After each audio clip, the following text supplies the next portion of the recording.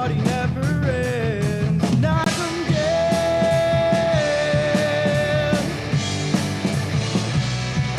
Knockem dead.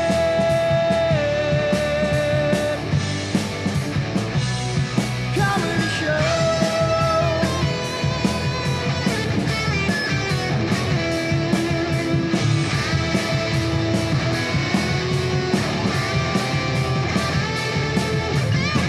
You're throwing out your tricks.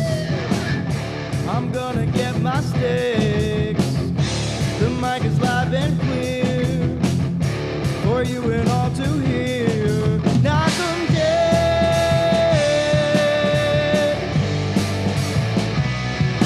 Knockem dead.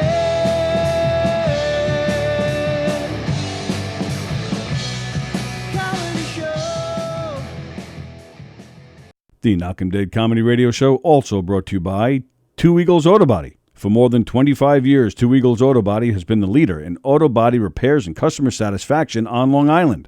Two Eagles Auto Body handles every type of auto repair, from custom applications and restorations to repairs involving insurance claims. So call Two Eagles Auto Body and ask for John Rossi at 516-328-2527. Hey, how do you say there, people? It's Johnny Brennan, creator of the Jerky Boys, also of Fox TV's Family Guy fame. I just want to let you know you're listening to Tony and Sally on the Knockem Dead radio show. They're going to keep knocking them dead, so keep listening, you wacky sons of bitch. Right there. Over and out there, sweet Charlie.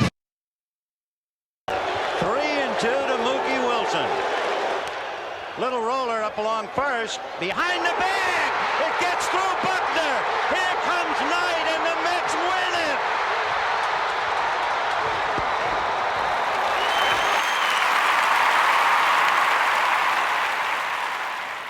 Hello, Tony. Mookie Wilson here, 1986 Mets. How you doing? Long time no see, man. Hey, man, I miss you guys, man, at Knockem Dead Comedy Radio, man. I miss you. I wish I was still up there, man. But I'll wait till it warm up a little bit, and hopefully this year things will be a little bit better, man. But when we're talking about comedy, hey, the early years of Mets was a lot to laugh about. You had to make a lot of comedy off those guys. Hey, hope to see you guys during the summer, and hopefully you'll get back on the show, man, at some point in time during the course of the year, all right? All right? Yeah, fine. Contact me, man. All right, Tony. Talk to you later.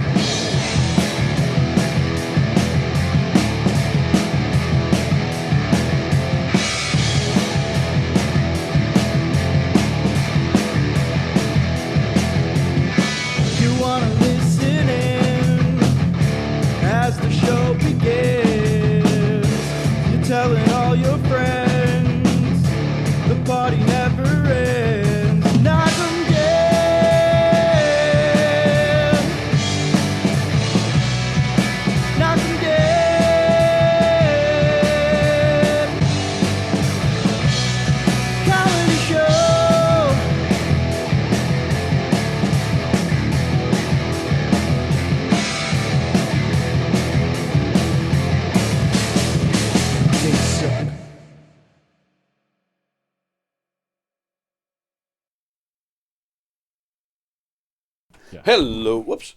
Hello, everybody. Jeez. Hi, everybody. Welcome. It is Friday the 13th. Ooh. Thanks for joining us. You see the graphic right above my head. Please like and share the show. Follow it and share the link all over the place. Tell everybody you know about the this great show. Just like Bryce from Texas followed us, and the Early Bird 37, and Tofit and Artsy Adria. Wow, look at all these cool people that just started following us just within the past 24 hours. Kenny's Prog Rock Jukebox. Please check out that show. Prog Rock Piano Bar by Kenny Friedman. That's a fun show he does. He also has the Jukesters. Both of those are on Twitch. Please go check those out. Kenny's been a big supporter of our show. Boomer76 started following us. Senorita Wendita. That's Kenny's wife, Wendy. Hola. Kenny's wife, Wendy, who I've known Kenny for a long time, but by pure coincidence, I used to work with his wife back in the 80s. That's my whole story. That sounds like a porn story. Well, she is. Yeah, she is. Wow, she is something. Yeah. Good job, Kenny. Kenny's Prog Rock Jukebox gave us a shout out. What's up? I don't know what that means, but it says gave us a shout out to 33 viewers. Okay. Well, it's a good thing, whatever it is. So thanks Kenny. You rule. Absolutely. Hello, Kirsten. She says hi, Tony and Andy. Hey. Hey. Yo, Kirsten. What's happening? There's almost a little Rocky thing going on. Yeah, well, that's my. I don't know if to do my slide. Hey, Kirsten. I like to every now and then break it out. So, all right. So before we get into anything, I believe you wanted to talk about your night last night. I did, yeah. And some of you may have seen it on News 12 last night, and even the night before, because I didn't see the one from 2 nights ago, but in the story last night, they shouted out their own story from the night before. There was a fella in Southampton that his house burned down. And you may have actually remembered me talking about this right before Christmas. Yes, I did. I mentioned it and saying, could you go and the GoFundMe to help him out? He lost his cat. He lost everything he owned. And he is one of the genuinely, if not the most sweet souls that I've ever met in my life. And I've had the honor to know him since probably about 6th grade. We went to CCD together, or I should say we didn't go to CCD together. Well, catechism. We're catechism, yes. What is CCD? CCD is Catholic catechism something, and we call it. Do you know what CCD stands for? Social City Dump. That's what we used to say at Infant Jesus down in Port Jeff. But what we would do was, because we went to Norwood, I went to Terryville, 2 elementary schools in the Comstock School District. And that's where we met with CCD, and we would throw our books in the bushes. Like our mothers would drop us off, throw our books, and then we would go down Port. If anybody's familiar with Port Jefferson, like you pass Infant Jesus on your way down into Port, but we would walk into Port and go to like the comic book store and stuff, and then be like, oh shit, we got to get back. And we fucking run up, get our books out of the bushes, and then your mom would pick you up. How was CCD? Ugh. With the Jesus and everything. But his house, and he's a huge music. He's like, I was telling Tony earlier, he's very much a music guy, much like Tony, but definitely in a different, he's more of like The Dead and Fish and other bands I can't stand. He's one of the first people that I told that I didn't like Rush, and he just was like, what? Rush fans are like like hockey fans. They're very loyal. Passionate. Yes. And he's a big Ranger fan, but he's still a nice guy. But no, I love him to death. Like he was really. You may have heard me sometimes talk about Joe's Garage. I hung out in my friend's garage. Yep. And his name was Joe Cazzone, and we called it Joe's Garage, which is also Frank Zappa album.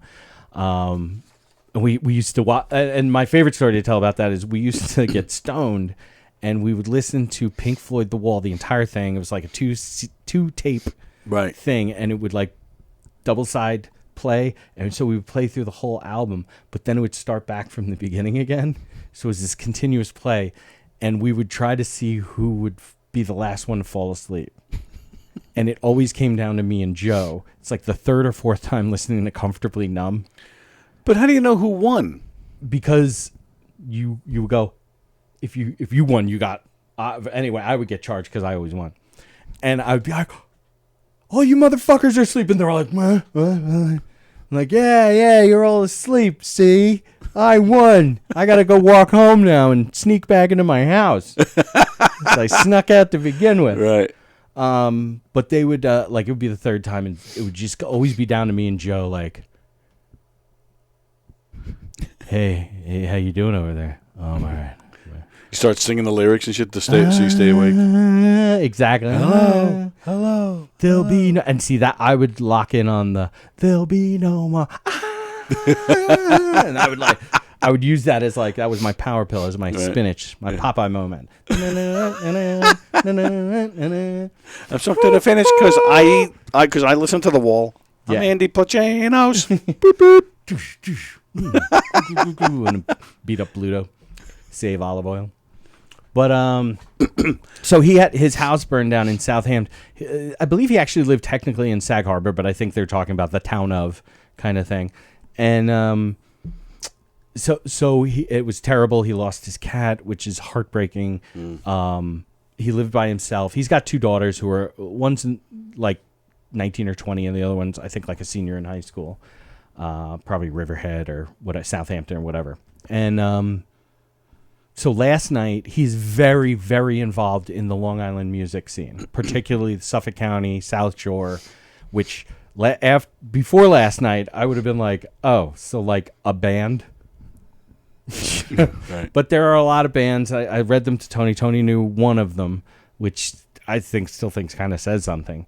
Those guys have been around for a very long time. Yes. The Jelly Band, something like that. Yeah, something like that.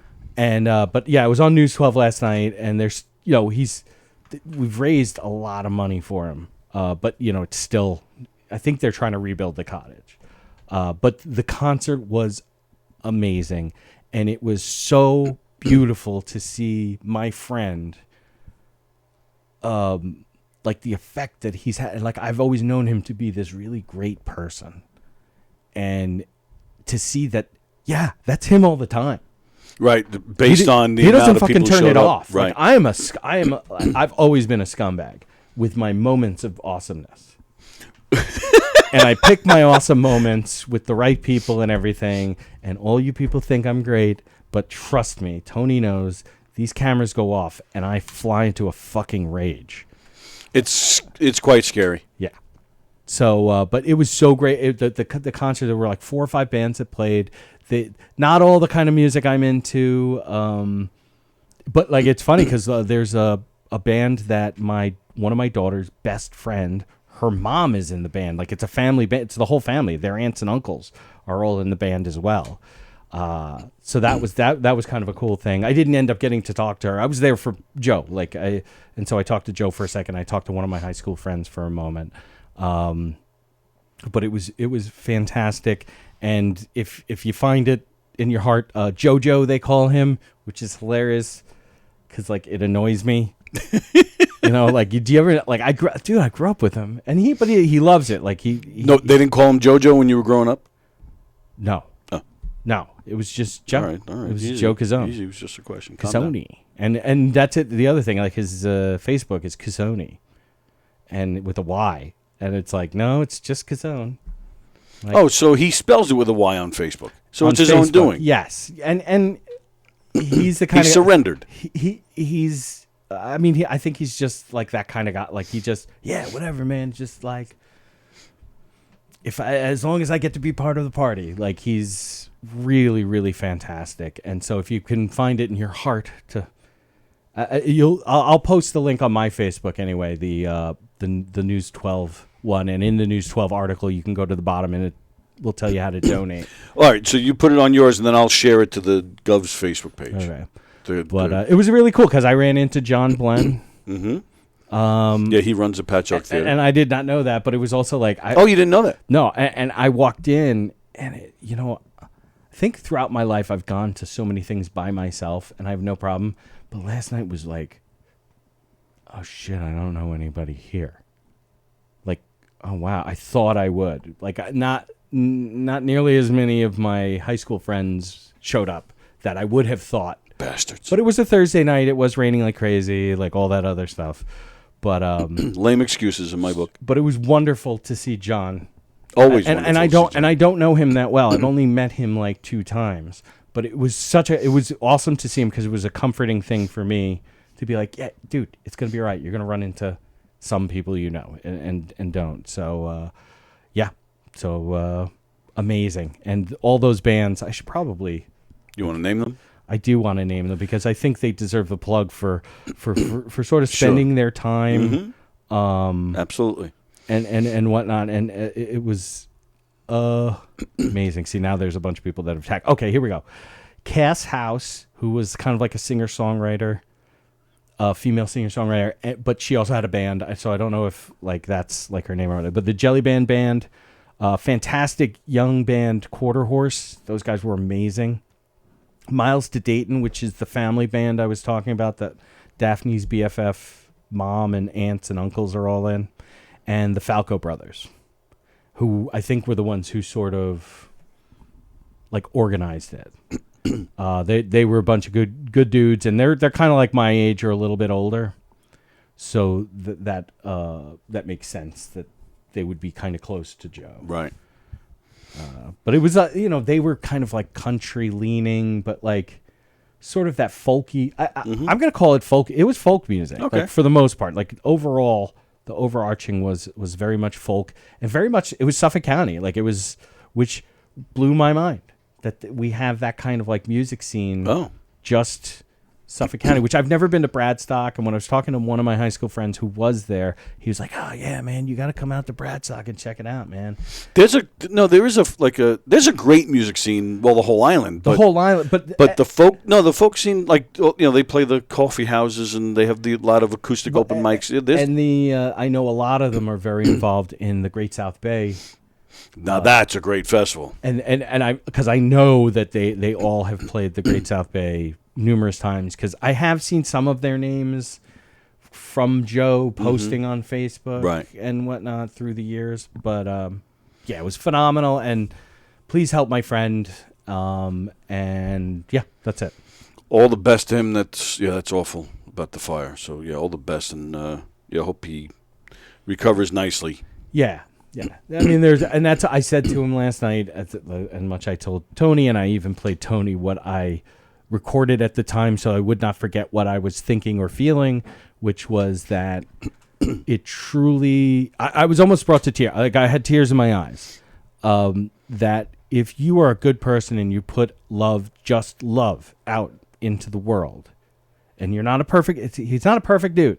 He's made his mistakes and all that other shit, but he goes back to putting the love out there, that nothing terrible can really ever happen, that love will be shown back to you and will see you through that terribleness. But anyway, different from the John Lennon. I wasn't going to say anything about it. No. He's like immediately like, oh, it's like the Beatles. The love you make, love you take. I'm like, well, not really, because he didn't take to me, that's like take that order. He's not taking it. It's being given it. And matter of fact, being forced on him, because he felt very uncomfortable. My other buddy was saying he felt uncomfortable. That it was so you all raped him last night, is what you're saying? Basically, emotionally. Yeah. Some of us literally, but I think my lawyer would probably want me to not go any further than that. Yeah, we should stop there. Yeah. Good morning, Jeff Bosy. Hey! Bosinator. The Bosinator. Come see Jeff Bosy January 26th. If you're missing Jeff Bosy from comedy and you need to see him perform, and you're in the Avon, Connecticut area. Oh, Avon. That's my aunt has a house in Avon. Seriously? East Avon, yeah. Oh, that's where Knockem Dead Comedy will be. Very close to Hartford. Oh, is that right? Yes. January 26th, 2 weeks from last night. It's a Thursday. We're playing at the North House. It's a fantastic restaurant. We will be there Thursday, January 26th. It is almost sold out. So yeah, my aunt won't be going because they're in Florida. I know. But we can use her house then. It's a huge house. Nice. This is my rich aunt. Yes. Oh, you've told me about your rich Yes. aunt. This is This is like a nice area? East Avon is. I'm sure Avon is also nice because really what they talk about is not being nice in that area is Hartford. Oh, okay. Yeah. And right. East Hartford is even worse than just regular Hartford. Yeah, Usually sure. when you add things like Easter Station or Yes. Heights, it's going to suck. Forget about estates. Yeah, true. Yeah, that's the truth. So what do we got? But that's great, though. I'm glad a lot of people showed up for And, that. and all those bands were fucking amazing. So. Well, yeah, speaking of bands, we didn't talk about it yesterday, the passing. Were you a Jeff Beck guy at all? Yes, Jeff Beck adjacent. So I'm not like that much of. I was never a musician, so my appreciation of like Jeff Beck is just like Jeff Beck shreds. Like, Right. just like he's fucking amazing. But I didn't have anything past that. I have guitar friends who were just like devastated. Oh, sure. So. Well, that's the funny thing with Jeff Beck. I think a lot of people are just like they know of him. I've heard that name. A lot of people didn't, unless you're a musician or a guitar player, you sought out his albums and his music. Right. But he wasn't like, part of the. He was never really out in the front. But I think people. It's a shame that he's passed without getting the. I mean, he made a living. He was rich and famous. He did just fine, but but his name should have been recognized more. I mean, Steve, it was hard because the time period that he was really more active was one of the greatest. Oh, I mean, the guitar really, rock and roll has been the age of the guitar. Yeah. There were so many amazing guitarists because even technical guitarists, like let's say like. Because it's hard because some of the great guitarists are also technicians, like Jimmy Page, right? Eddie Van Halen, right. But then go into the lesser known ones, like Yngwie Malmsteen, right, is a technician. Yeah. Steve Vai, a technician. Satriani, right? Satriani, like you had these, and Jeff Beck was just like fucking great, right? And played with a lot of great people, but. He kind of took himself out of the mainstream, too. Yeah. He did a lot of fusion and jazz. Yes. And so I think that alienated him from the mainstream. Not that it hurt him, like he did what he wanted to do. Musicians, though, have mad respect for him. Right. Like insane respect. Well, you think about it. Well, first off, he was the one, for those of you, forgive me, I'm going to geek out for a minute talking about Jeff Beck, but for those of you, if you know 60s rock, you had the band the Yardbirds. Jeff Beck was the one who replaced Eric Clapton. So that tells you right there what a great guitar player he is. And the Yardbirds had a lot of great tunes. And then after he left, when the Yardbirds fired him, he started his own group. He started the Jeff Beck Group. The lead singer, the bass player in the Jeff Beck Group was Ronnie Wood, who's been now with the Rolling Stones for 50 years. The lead singer was Rod Stewart. This was Rod Stewart was kind of floating around a little bit, but this was the band that kind of put him in the forefront and was the beginning of Rod Stewart being, the mega superstar he is today. If you think I'm sexy, well, yeah, that was really not love me. Jeff Beck. Nor was that Rod Stewart. Well, true. That was Mike Myers. That was my impression of Mike Myers playing a character, an old Scottish man singing it. Stevie Wonder wrote the song Superstitious. He wrote that for Jeff Beck to perform, which, I mean, Stevie Wonder had the hit, but he didn't even put his own version out until after Jeff Beck did it. He's played with everybody.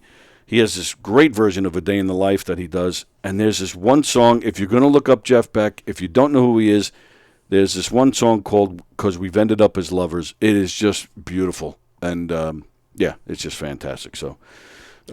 rest in peace, Jeff Beck. And then this whole, what's this Lisa Marie Presley stuff? That's crazy, Michael right? Jackson's beard.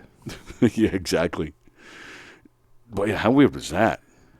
I don't think it was weird. I think it's funny because, I remember at the time being like, well, yeah, this makes sense, actually. Really? Yeah. You were the one who thought that. Well, but not for maybe the reasons you think I thought. All right. It was purely a publicity move.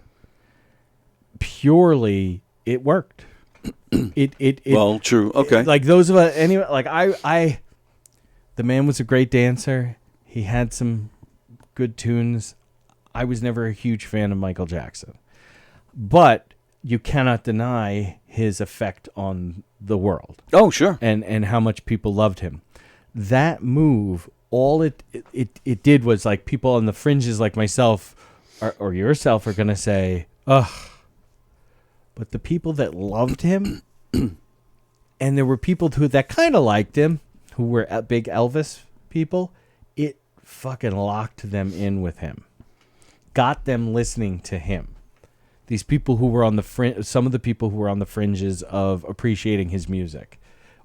He exploded even further after that marriage. Really?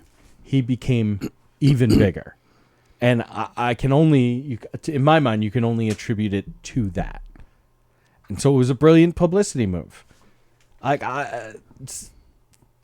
Just think back to the old Hollywood, Rock Hudson, right? They had a picture of Rock Hudson with like every hot young ingenue starlet.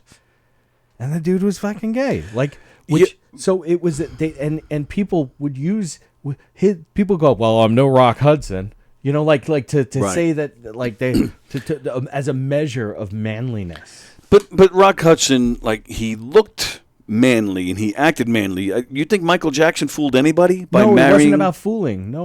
I know that. That's I don't. Well, actually, maybe it was a little bit because some of that stuff with the kids that was starting to come out. Right, so there was a little bit about there's that. Definitely an aspect of that, but I think as a marketing ploy, more than a protecting from rumor and innuendo, it worked. And maybe who knows what the intentions were, but part of the intentions would be marketing.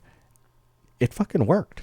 I think from a business standpoint, I mean, the conglomerate, the powerhouse they would have made between their two. Well, that they did. Like it wasn't like it was like 6 weeks and it was over. They're only married 2 years. Right, but 2 years is a fucking, especially like we all say that about the entertainment industry, like, oh my God, 2 years, that's like 50 years. No, it's not. Right. But it fit. It was like, okay, 2 years, it's over. Now they move on to the next. Keegan wrote something, and I forget what the post was, but one of his friends, who I don't know, said, weird. Nick Cage's ex-wife died tonight, too. I thought that was hilarious. That is funny. Which that was another marketing. That made sense. Because you had Nick Cage, who likes to, he kind of had that Elvis thing. He played an Elvis impersonator. Yeah, Leaving Las Vegas. No, not Leaving Las Vegas. No, Leaving Las Vegas. Oh, you're right. Yeah, different. No, you're right. What was that? It was something with Las Vegas, and him trying to get his wife back, right? Kind of thing. And it wasn't, because that was Woody Harrelson, who was with Demi Moore, with Robert Redford, another one of those lists. It's octogenarian who. That's Indecent Proposal. Right. It wasn't that, but it was. Right. It was shortly after that, and it was like fun. It was a fun movie. But it was a funny movie. He was right. Wasn't he a huge Elvis fan in real life or something? So, yeah, I thought that was weird too. I'm here's not a Nick here's a Cage great fan. movie trivia question. All You're right. familiar with the movie True Romance? I've never seen the whole thing. Christian Slater. Yeah, Patty Gandolfini Arquette has the big fight scene with Patty Arquette. It is great. I love that movie. Do you know? Because whenever Clarence goes into the bathroom, Clarence is Christian Slater's character. He talks to Elvis. Okay. Do you know who played Elvis in that movie? It's uncredited. It's not actually in the credits of the movie. No, I don't remember. Val Kilmer. Oh, really? Yeah. It was like that movie had like so many people in it. And then on top, you put in one of the biggest movie stars at that time. Right. This is 1993 when it came out. Yeah, Kilmer was big at that time. Kilmer's uncredited as and he's blurry. He's blurred. You never really get a good look at Elvis. Who plays Elvis in Forrest Gump? Well, who does the voice for Elvis in Forrest Gump? Oh, that I don't know. I don't even know who actually did the physical part. Yeah, I don't know who did the physical part either. But the voice was Kurt Russell. I was about to say, this is not how you ask a trivia question. Well, Do you know who did that? No, I was just asking you an actual question. I wasn't. You know what? I don't remember. Lisa Marie Presley, she was hot. Well, her mom was Well, hotter than her. Her mom was unbelievable. Priscilla Presley. Well, not now. Right, but the surgeries. Come on. Yeah, but not just the surgeries. Like No. age is a motherfucker. Yeah, but even I bet you if she didn't have any surgery, she'd still look decent today. No, she would look like a hot mess. Look at Diane Keaton. She looks fantastic. Right, that's Diane Keaton. That's not Priscilla Presley in an alternate universe Priscilla who hasn't had any work done. But Priscilla Presley in her day was better looking than Diane Keaton. Right, but that just means she has further the fall. Diane Keaton's just kind of like there's no way, even Diane Keaton, Pinnacle, whatever, she was like a dude. What? She's like a dude. Did you not see that movie, Something's Gotta Give? She's definitely not a dude. Right, but she's like a dude. Like even at her peak, and Something's Gotta Give is not her peak by any fucking stretch of the imagination. I think she looked the best in that movie than Right, she's so ever she got looked. topless, right? She got completely naked. Completely naked. No, There but you go. she looked better, in my opinion, better than ever in that movie. And she was probably 60. You don't eat pizza.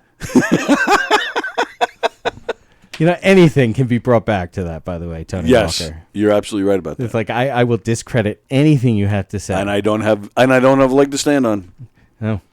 Well, you have a leg to stand on. You don't have two legs. I have the to kickstand, stand yeah. on. Right. Bosy, I'm a figment of the imagination from what I hear in the Long Island comedy scene. Yeah, that's the lowest form of fucking with somebody.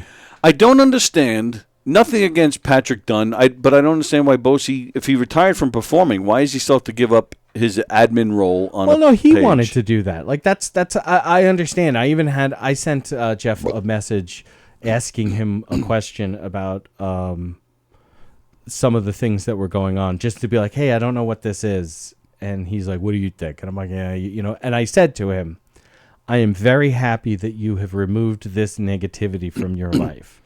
Because if it's something negative, sure, then yeah, I agree. Because I'll tell you, there, and you know what, I'll send you a fucking an invite. There is a private group. Yeah. I'm gonna blow up the spot because none of these people are watching right now. There's a private group that's called Long Island Comedy Scene Uncensored. I believe I just joined it this week. Oh, okay. I'm pretty sure. Laura Patton sent me an invite. Yes, then I did join it because she sent me the invite too. And I'm looking at it and I'm like, so this is the same thing, right? And it's not gonna be nearly as ubiquitous because it's a private group. First of all, yeah. But secondly, like, it was started by somebody to talk shit about people, which dude, it's still on the internet, right? If you say something over the line, it is something that can be used against you in a court of law. That's right. Like I do have a dog in the fight to a certain extent, but dude, I care about everybody. Wow. No, I don't. But I say that to get some sort of fucking gravitas here. So respect that at the very least. I'm willing to lie about caring about people so that I add weight to things that I say. Dude, don't, like, whatever you think you're doing, you're not. Yeah. And that's it. I'll leave it at that. All right. Because that's speaking of Laura Patton, not next Friday, the Friday after, she's going to be here with us. Oh, sweet. I haven't seen her in forever. And let's see, Andrew Fremder. That Lisa Marie Presley stuff has me all shook up. I don't get it. Michael Jackson definitely exploded when he came on the scene. It's a good thing. Well, if the scene is a 9-year-old with a Make-A-Wish, I guess you're right. Carol Miner says the dynamic duo. Right, Tony. Holy bat Dong, Batman. I couldn't think of anything. Holy bat Bucky's Batman. It's Carol Miner. What kind of people are always in a hurry? This is when you say Russians. Right, Robin. That's my favorite scene ever of all That time. is a great one. Batman 66. Oh, the movie. I love that movie. Oh, the bat repellent. Some days you just can't get rid of a bomb. Were you ever raped by a pizza, says Femder? Yes, There's I was. A really great one where Robin is taken captive. They think they've killed Batman, but Batman has escaped, and he's trying to save Robin, and Robin's like tied up, and Batman's like on the top of the building, and he lowers down a batarang at the end of a bat rope. I shouldn't just say rope, a bat rope, and Robin bites onto it, and Batman pulls him up. Which there's so much greatness there. Yeah. Except my wife, I actually filmed it on my phone and sent it to my wife because my wife is a dental hygienist. And he goes, "Holy molars, Batman. That was close." Right? And that's right, Robin. You could say that you owe your life to dental hygiene. Oh, you gotta you don't get high. If you get high and watch on memorable entertainment television, they'll run a Batman episode and then a Star Trek episode. Nice. The original, series. Yeah. It is the most enjoyable hour and a half of my fucking week. I think I've told you, I probably like 5 years ago or so, I was flipping channels and I came across Gilligan's Island. Probably the first time I left it on. It was probably the first time I watched Gilligan's Island in 25 years. And I laughed and laughed and laughed. I was like, "This is freaking hysterical." But see, the thing is, it's not even funny for like the funny shit that they're saying. The gulf of cultural advancement that has happened between when those shows were made to now makes all of the things that weren't supposed to be funny amazingly funny. Yep. Like Star Trek is hilarious because it's like it's even in the future from now. Right. It's like a couple of 100 years from now. Right. And they're like, yes, women are overly emotional and make rash decisions because they're on their period. And you're like, did Captain Kirk just fucking say that? Right. Oh, that's the best. Is the misogyny. That's what you have to watch Star Trek specifically for. Oh, yeah, because he was the stud. He was a coxman. Yes. Something like that. I'm just upset there's no, like, they didn't save bloopers. I mean, there's a few Star Trek bloopers floating around, but you don't see bloopers from Batman or Gilligan's Island or any of those shows. Well, they're not like they weren't on bloopers because it was like, yeah, fuck it, we don't have enough time, use that. Well, yeah, but you're telling me when, he says, you could say, you owe your life to dental hygiene. Like, you're telling me when they say lines like that, they didn't start cracking up after that? Have you ever, I watched I've been on this serious YouTube kick of watching a lot of documentaries, and one of them is the Adam West. He took himself so incredibly seriously for like the first 60 to 70 years of his life. And he was a real prick in real life. He took himself so seriously that he saw himself as, he said that because, yes, I want these kids out there to do well with their oral hygiene. Right. He didn't see the comedy in that. He was pissed. He wanted, when they brought Batman back with Michael Keaton, he was pissed. Yes. He wanted to be it. And that's why I say 60 to 70 years of his life, because he was like 60 when they made the Batman 89. Like, are you fucking serious, dude? Can you imagine if that was him? I think, if I'm not mistaken, I believe and this is going back to 1989, I feel like I remember hearing a rumor that they had offered him the Thomas Wayne, which is Bruce Wayne's father. Yeah. That they had actually offered him to be like, hey, we would love for you, we're not offering you Batman. We're offering you Thomas Wayne, which would have been fantastic, which is the kind of thing that like Michael Keaton would be like, yeah, please, thank you. Thank you for thinking about me. Right, yeah, right. Yeah. Like they didn't have to, like I know with the whole Flashpoint and thing and whatever, but I bet you if they came to him and were like, hey, we want you to be Thomas Wayne, he would be like, sure. I want a couple $1 million. Yeah, right. Fremder, I'm guessing I'm not going to be getting an invitation to that group. I'll send you an invitation. I don't give a fuck, dude. What group is he talking about? The uncensored one. Oh. Dude, I'm all about blowing that up. As much as everybody is about blowing up the regular page, which used to be useful. I have no problem. And then I expect you to invite everyone you know. That's right. He says, I'd love to check out Catwoman's bloopers. Yeah, Julie Newmar was hot in her day. And Eartha Kitt. No, they both played. Yeah, they did. No, I know. I know what you meant. That's but when they still were made me laugh. having a problem with Julie Newmar and Oh, Bosy says he's going to call in a little while. Barnaby All right, cool. Jones. Please do. And Gilligan's Island, too, man. They were both hot. You know, Mrs. Howell and Gilligan, they were hot. Dude. No, Marianne and Ginger, oh, my goodness, they were. Yeah, and I think I'm definitely Team Marianne. If I'm not mistaken, I'm happy with either one. You know, there's somebody who's like a persona non grata around here who insists he had sexual relations with, I think, Ginger's niece or Ginger herself. I can't remember which one it is, and I don't care enough to have remembered it. It rings a bell. I know I've heard something about it, but I don't remember who it is or if it was Ginger herself. That freaking guy. No, I don't know what that meant. That freaking guy. Oh. No, I'm not. That's not. That's the guy. That's not what I'm thinking about at all. Well, that's the guy I'm talking about. Oh, then it's not true. I don't care if it's the niece or the woman herself. It's not true. Listen, there is something to be said about truth. There's a lot to be said about that fucking asshole too. Well, you know, speaking of old TV, this is a good segue. Yeah, you're welcome. Did you see that they're making, and I think I brought this up the other day, but I'm bringing it up again because I didn't go where I wanted to go with this. They're making a TV show out of Fatal Attraction, which I think is ridiculous. I don't understand the point of it. Joshua Jackson, is that his name? Joshua Jackson?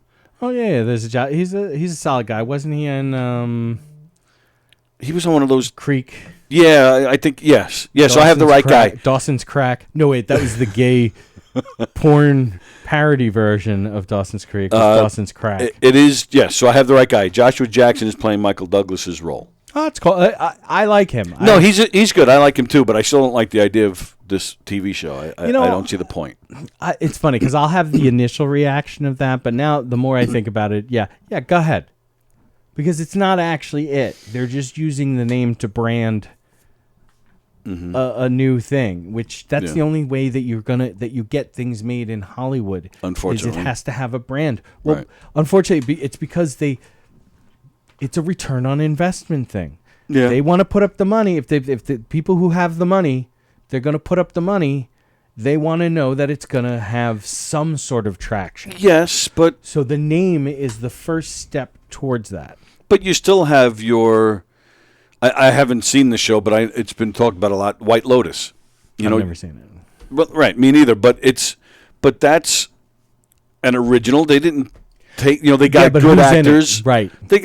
Fine, but it's one of you get one or the other. and in some cases you do get both.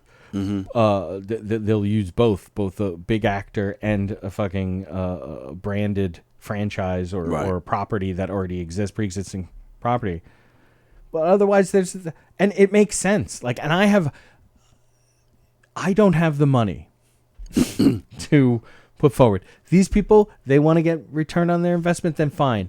But what should be happening, but of course is not, because we all now just live in our own houses and don't have communal places to go to. Much like going to the concert last night. I'm like, why haven't I gone out and checked out these bands? I'm not a music dude. I really, really am not. And I usually don't like original music. But you're more into music than most of the common folk. And I don't even know about that. But even if I take that as why haven't I left the house to go see these fucking bands? I still love doing that. Like I'm kind of pissed at myself. And now I will say that there's a large portion of that is that I've been working the comedy thing for the last 3 out of the 5 years that I've been doing it. I've been really trying very hard. Obviously not getting anywhere. Well, that's not entirely true. But It's led you to the comic strip this weekend, which we'll get to as well. But absolutely, which is funny because like this weekend, my wife and I were like, oh, we never do anything, and like we've had some arguments and whatnot. She's been home with having an operation, and so we've been not getting along and whatnot. We're like, you know what, we need to go out and do stuff like the whole date night thing, and I'm like, and I've actually, somewhat by design, had not been doing anything the month of December and into January. I wasn't going to do anything because I knew she was having the surgery, and I was like, I want to prove to her that I'm there, and that this is way more important. I haven't even gotten any. I went to one mic in December. That's it, which is like I'm jonesing. Yeah. Because I love those guys. But this week I had the thing last night. Tonight, Daphne is going on a play date, and so we offered Charlotte to go anywhere to eat. We're going to go to a hibachi place that we don't go to hibachi because Daphne, when she was like 3, we went to a hibachi place and had that moment when the flame, and she was at the door before we even realized that she had taken off. Oh, wow. Because she was so scared. So we're going to take Charlotte there. Cool. Saturday night, I'm going to Theater 3 to see a friend. Becca's best friend is in a play in Theater 3. Then Sunday, we're going to Comic Strip. Yep. And then Monday, are we allowed to? I don't see why not. Okay. We're going to go to the holiday party. Here at Governor's, yeah. I guess it's all right to talk about it. I don't see why it wouldn't be. I don't know. Unless somebody watching who wasn't invited. Is that what you're thinking? Yeah, I don't think anybody watching was invited. Bosy was invited. I know, I'm just kidding. Oh. That's exactly why I said that. But, sorry. So where I was going was, talking about return investment, but it doesn't always work out that way when you take something that doesn't. All right, let's see. This might be Bosy. Hello? Hello? Hello? Nope. Guess not. I guess that's not Bosy. All right. Your Google account. Yeah, because a lot of times they'll take a show and try to redo it, or a movie and turn it into a series. And I have a list. They tried to make a TV series out of Fast Times at Ridgemont High. I remember that. Bill and Ted's Excellent Adventure. I remember that. Animal House. I remember that. Uncle Buck, which that I remember. That was Kevin Meaney. Ferris Bueller's Day Off. Yes, and actually, right around the Ferris Bueller's Day Off, before Ferris Bueller, was actually a really incredibly great show called Parker Lewis Can't Lose. And it was great. It was ridiculous. It was what, along the same lines? That type of thing? Parker Lewis was sort of this high school student who, Corin Nemec, the actor Corin Nemec. I remember the name. He was Parker Lewis. Okay. And the guy who played Kubiak, who was like this big meathead guy, he was in ER. He was like a nurse or a paramedic in ER. He's a big dude. He was also in The Program, football movie, James Caan, Craig Schaefer. He played the offensive lineman. Okay. All right, let's try this again. Take 2. Nope, they're gone. Or not. Hello. And all right, now it says Bosy. You're just doing this on purpose, you This one says Bosy. douchebag. Douche. Was that you the whole time calling in like crazy? Was that you? No, it wasn't. Oh, wow. He sounds grouchy already, doesn't he? Yeah. What's the matter? You all right? He used to be nice. I'm swell, Tony Walker. I am swell. I am doing as wonderful as one could get. Oh, good answer. As good as good could be if good was me. But that's even a better answer. But thank God I don't have the talent and the skills like Andy Plagainos. I know. So I think I think everybody already knows that. So I enjoyed the earlier conversations in regards to the page admin formerly of Long Island comedy scene, and then the counter, the anti-page, the what would be the failed abortion of a page. Yes. True. Yeah. So true. All true. Yeah. I don't understand. Once again, the purpose, other than the one person who started it, his own fixation of, being able to get his point across without still getting his point not across. Well, see, here's the thing. Here's what's wrong. He's Everything. gotten his point across. Everybody knows how he feels. Yes. Okay. And people don't care. And the people that care. Yes. So still, like, nothing has changed. There's no, like, you're not doing anything. You know what I'm saying? No. Yeah. I want to know how do I find out who started? You go to, like, the page thing, the information, the people in the page, and it'll actually list the admins and who created the page and stuff like that. Andy will tell you after the No, I got it. Okay. Okay. So, listen, there's a major problem when Cross-Eyed Productions thinks that there are... Oh, I'm sorry. Did I just take a slander at someone? No, I see. I would call it myopia because it's a lot closer to. Fair enough. Right. Fair enough. I cut closer. But I mean, I just feel like it's almost a minor slander against something that I started that was supposed to be. Yes. What would the word be, Andy? Something that would be like.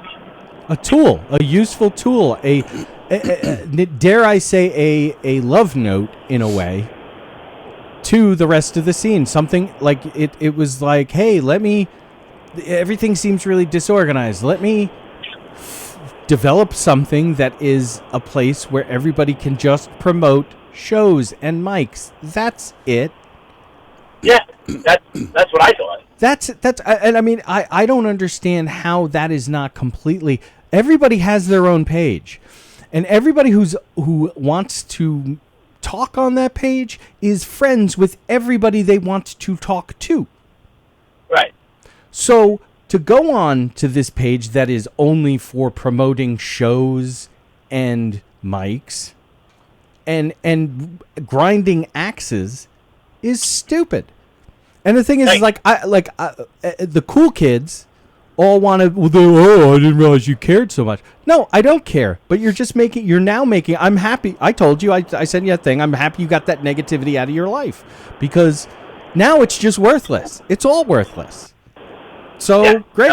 There's now another worthless page that people like to post their podcasts, which I know you were talking about yesterday and we've talked about before. There are places to post your podcast.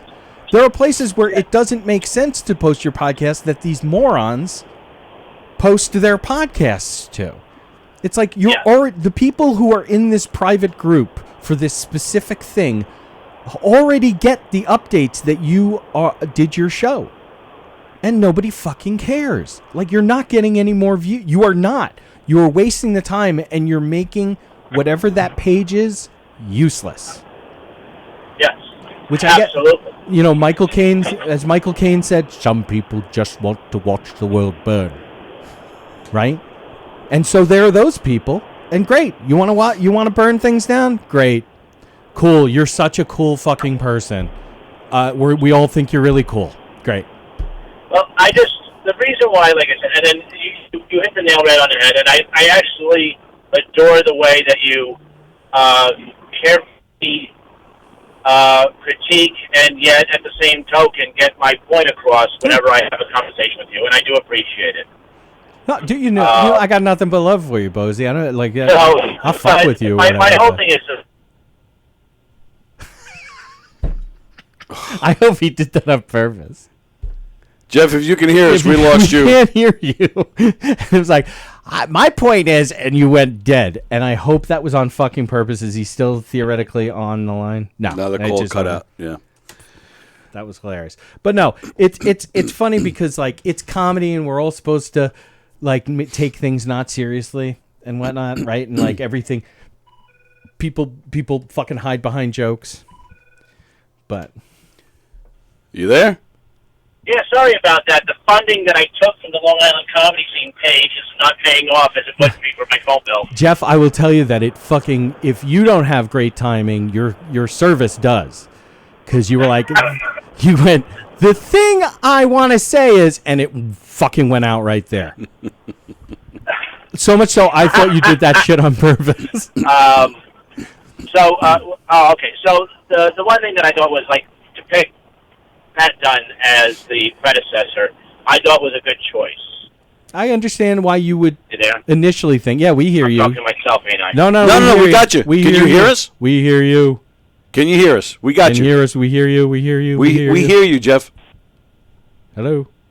I think we lost you now. I think he may have thought that we couldn't hear him, so he may have hung up. Well, if he couldn't hear us, there's almost no reason to keep going. Yeah, anyway. he's gone. Okay. Yeah, well, I understand he thought that his choice was a good choice, but I think what I was saying about people hiding behind comedy, sometimes you don't realize that some people are bomb throwers, which there's not. I want to say that while there's connotation to that, I mean it with no connotation. It's just a good designation for certain people act certain ways. Great. So you want to act like that, that's great. But your credibility as somebody with information, non-comedic information, you lose credibility. Like Right. it's just how the world works. Let me kind of break this. Let me backtrack a little bit with this. As somebody on the outside who's not, I don't really know what's going on Right. here. So I want to kind of just lay it all out there. Were there issues on the page where people were posting serious posting stuff things, and then Jeff was taking it off because it and wasn't. and that was causing a problem for Jeff from whoever was Yes, posting this stuff? Okay. because they were ripping into him. Okay. How about now? Can you hear me now? Let's try this one more time. I'm using a payphone in 1980. Wow. Nice. Yeah, I come in clearer. Actually, So- you do sound Yes. clearer than the other two calls. Yes.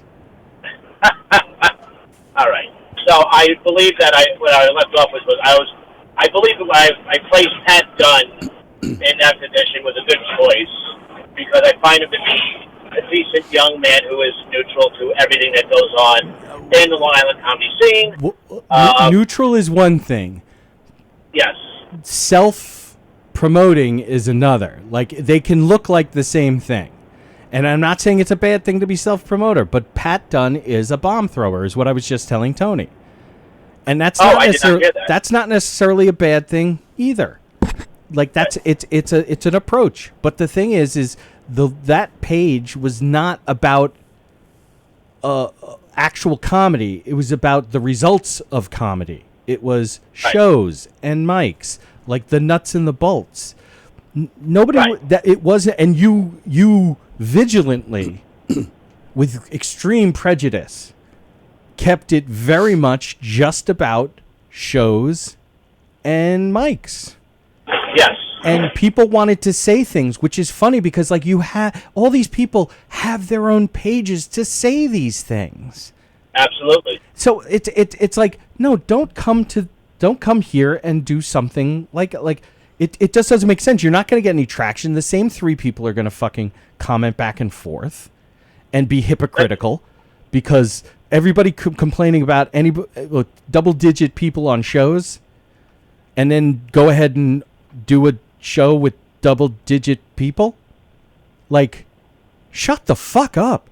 Like, I'm not going to write that on Facebook because I don't have to. Because I know I think it to myself and I'll say it to their fucking faces. Like, it blows my mind. I mean, hypocrisy should always shock us. It should. But I am personally shocked at the hypocrisy of the people who just want to watch the world burn. It's just me using my Michael Caine impression again. No. Well, what I'll do is I'll read the first page, then I read the last page, and then I decide if I take the script. Hey, that was pretty good. You know, one time I looked out the back of my mansion in East Anglia, and I realised that Jaws 3 paid for that.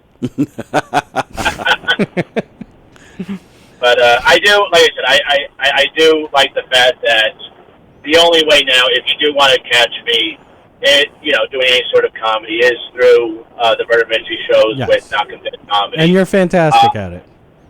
Thank you. And I like I said, I appreciate the fact that there's still an outlet where I still get to go ahead and entertain people. Sure. The fact that I stepped away from this is because, okay, number one, have I grown any further, any faster, what I've been doing on stage? No, not really. Right.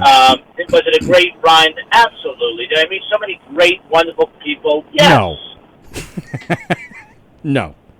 Maybe. Possibly. It's horrible. No. Forget it. I hate this. No.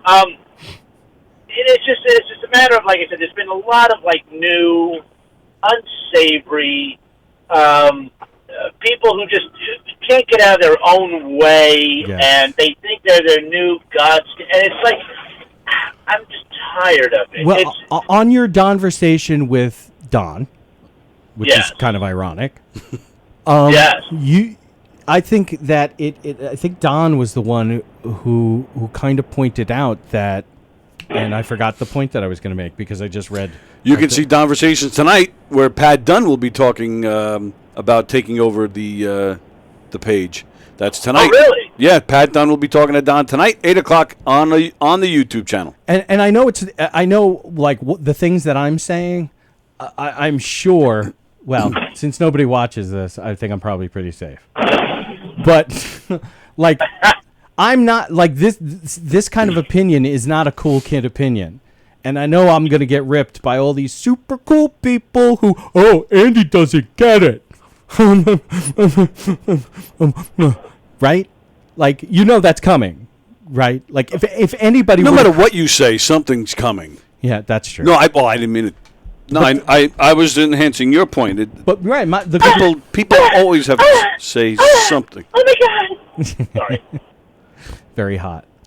But I like very hot. I was thinking it's too bad the phone didn't cut off then. People should watch actually Jeff's Donversation with the again ironically Don, because there are a lot of great points, a lot of things. We'll explain some of where Jeff is coming from.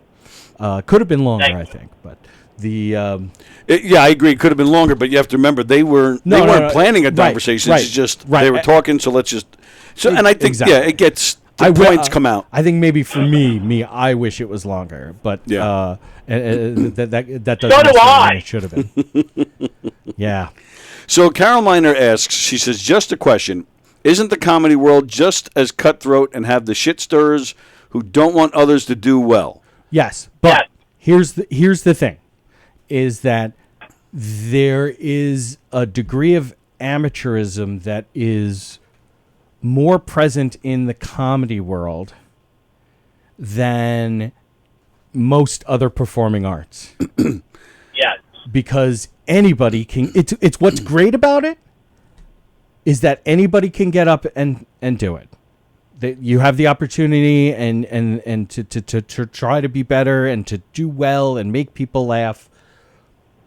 But at the end of the day, and Don says it in the Donversation, that the Long Island comedy scene, because of things like the Facebook page, there's this access that the rank amateurs have to professionals and semi-professionals. This they can reach out and touch them so very easily that it doesn't exist in other places in the same way. That we kind of have this weird thing that, and it's not that it's a bad weird, but it's just different than a lot of other things, where somebody who's just started, and we see it all the time. There's some people that get on there and they comment on, and listen, I've done it too. I'm gonna use the example Eric Haft, who I did not know very well. I was in a show with him in Patchogue once, and he was very fucking generous to me with his time and things that he talked to me about. Then why do you hate him so much? And we became friends on Facebook. And so every time he does his whole meat thing, like he smokes meats and whatever. So I always comment making it about his penis. we don't know each other that well. And, like, I imagine to a certain extent there's got to be some point where he's like, oh, for fuck's sake, this fucking hack-ass motherfucker keeps on making... that part is, he's saying it in that exact way that you just said it. No, I know. This hack-ass motherfucker is... Why does he keep on fucking... I guess I'm going to have to like it so that he doesn't just keep coming back at me.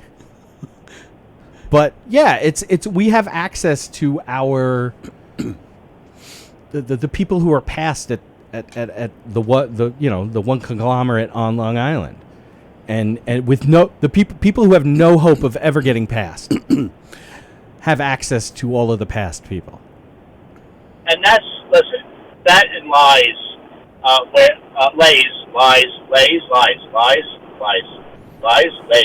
either way, it's one of those words. Where, like you said, anybody and everybody can grab a mic and do this, but the thing is, it's to do it well. It used to be an art form. It used to be a job. It used to be where you put work into it.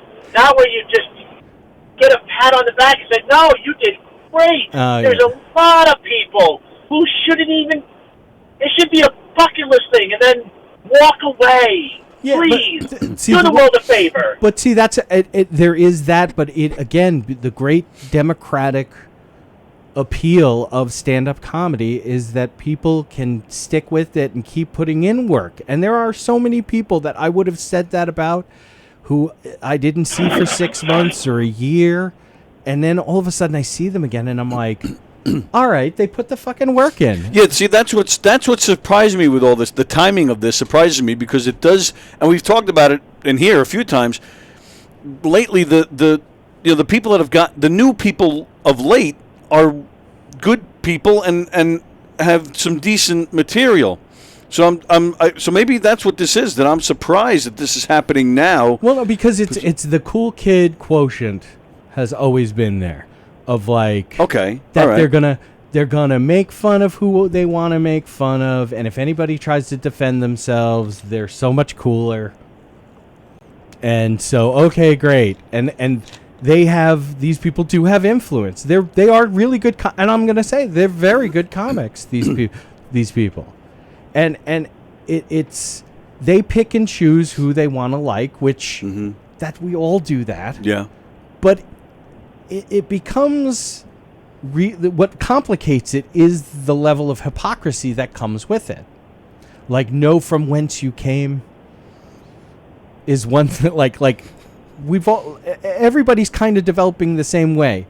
You talk to some of the older comics, they'll say, okay, no, it was never like that back in the day, but they also had a harder time getting time. Now it's easier getting time, and that's again what I think Don's like kind of hinting at is that we actually make it a lot easier here on Long Island for people to get on shows, get on a stage, to produce their own. They're able to. God bless governors, because they definitely provide the opportunity for anybody to produce a show. Yes. And to get on stage. I mean, there are parameters. They're very, very supportive. Yes. Yeah. And that's what I'm saying. Like, yeah. It's funny because it's like these things that we're saying are the problem are really good things. Yeah. But in the wrong hands of like. Well, right. It's the people that, like you said about anything. Everything's great until people come in and fuck it up. Right. And it's true with everything and everywhere. So, Carol Miner, you are right. It is a cutthroat thing, and there's FOMO like a motherfucker because you see somebody else doing a bunch of shows. You're like, why am I not on that show? I know that producer. I'm a better comic than that person.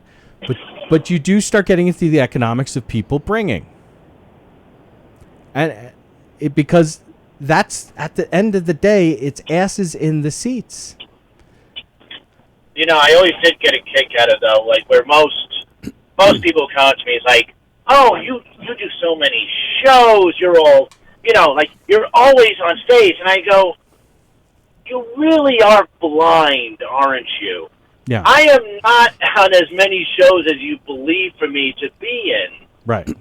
It's just the fact that I'm always around. And okay, I got to get pulled over here. I got to talk to you guys later. All right, buddy. Oh, okay. Well, Hope you're all right. Well, I that hope was he weird. gets a ticket.